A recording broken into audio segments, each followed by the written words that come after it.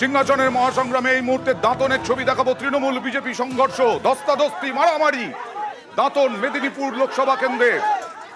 দেখুন সেই ছবি।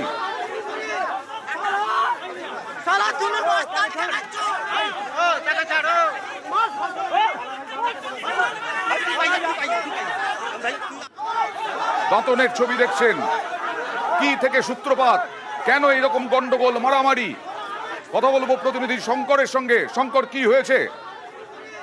দেখো, আমরা যেটা জানা যাচ্ছে যে তৃণমূল বিজেপির সংঘর্ষে উত্তপ্ত উঠলো দাঁতন। তার কারণ হচ্ছে যে এই দাঁতনে বিজেপি কর্মী সমর্থকরা যখন ভোট দিতে গেছিলেন তখনই তাদেরকে ঘিরে রীতিমতন মার জোর করা হয় বলে অভিযোগ। এরপরেই যে বিজেপি কর্মী সমর্থকরা তাদের যে বাইক তার রাস্তাতে ফেলে একেবারে বিক্ষোভ দেখাতে শুরু করে। শুধু তাই না, পুলিশের যে গাড়ি সেইটাকে আটকে দেয়। আজকে তারা বিক্ষোভ দেখাতে শুরু করে স্থানীয় বিজেপি কর্মী সমর্থক এবং মহিলারা। তাদের অভিযোগ যে বেআইনিভাবে পুলিশের সামনে তাদের মারধর করে যে তৃণমূল কর্মী সমর্থকরা।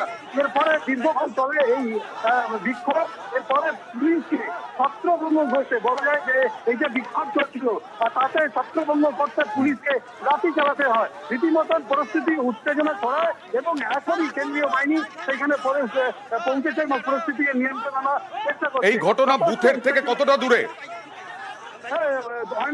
বুথ থেকে বলা যায় যে 200 মিটার মধ্যেই কিন্তু এই ঘটনা ঘটেছে।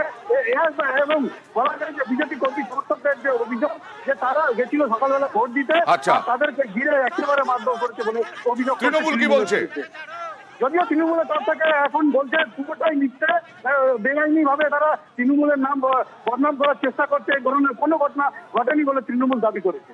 ওকে, এখন দেখাচ্ছি আমরা দাঁতনের ছবি। তৃণমূলের বিরুদ্ধে অভিযোগ বিজেপির ওপরে হামলার, আর বিজেপির অভিযোগ অস্বীকার তৃণমূলের। সিংহাসনের মহাসংগ্রামে আরো নতুন তথ্য, আরো নতুন ছবি আপনাদের সামনে তুলে ধরবো। রাজনৈতিক তর্ক বিতর্ক চলবে হেডলাইন্সের পরে।